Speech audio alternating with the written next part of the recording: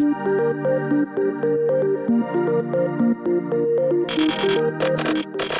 d'être là pour écouter cette présentation.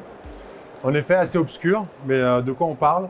Alors, on parle en fait d'infrastructures qu'on utilise tous les jours et de manière régulière. C'est des pipelines de pétrole et de gaz. Si on peut avoir le style de vie qu'on a aujourd'hui, c'est parce que 90% des produits pétroliers et gaziers passent à travers des pipelines qui sont enterrés, invisibles à la personne.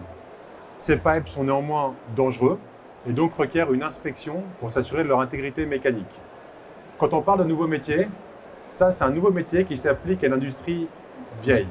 C'est-à-dire qu'on va essayer d'aller sécuriser une infrastructure qui souvent est très âgée afin d'assurer sa sécurité.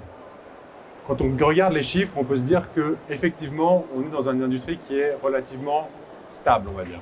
80% des pipelines en Europe ont plus de 40 ans. Alors je vous rassure, pour les gens, ce n'est pas beaucoup, mais pour un pipe, c'est vieux. Et donc, vu que c'est des vieilles infrastructures, il faut s'assurer de leur sécurité. Mais à l'époque, on n'avait pas pensé à ce petit sujet-là.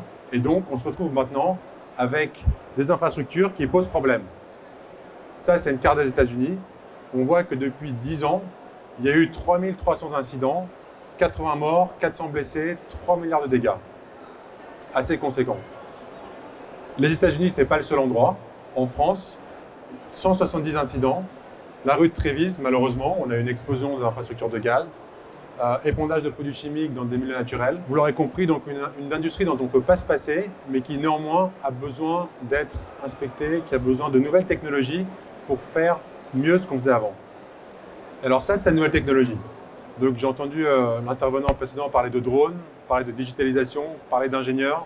Et ben voilà, on y est. Ça, c'est le cas pratique.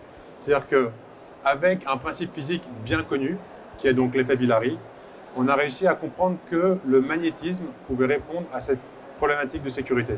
Ce qu'on fait, c'est qu'on va faire passer un drone qui va prendre de manière tout à fait passive le signal magnétique qui est émis par un pipeline. Et ensuite, avec des ingénieurs, et donc c'est important d'avoir des ingénieurs, on va venir traiter cette information pour identifier les zones à risque et donner l'information à l'opérateur. L'objectif est clair, c'est de réduire le nombre d'incidents sur ces infrastructures, les rendre plus écologiques, les rendre plus efficaces et donc contribuer, on va dire, à l'écosystème, mais également éventuellement faire réduire les prix de l'électricité. Ça, c'est un autre sujet. Moi, je voudrais aussi parler de l'écosystème dans lequel on peut innover, parce qu'innover, c'est une idée, c'est une technologie, mais c'est aussi une mise en œuvre et des moyens.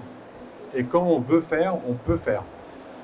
Nous, on a trouvé des partenaires stratégiques qui nous soutiennent. On a la personne de Total, qui soutient les nouvelles technologies, qui soutient les compagnies comme la nôtre. Terega, qui est un opérateur du Sud-Ouest, qui là aussi nous permet de mettre en œuvre la technologie. Mais ce qui est important, c'est aussi les partenaires institutionnels. C'est-à-dire que la BPI soutient l'innovation et est un vecteur très important pour pouvoir créer une boîte. Ils vous font confiance au début, ils vous aident, ils vous aiguillent, ils vous donnent des bons conseils.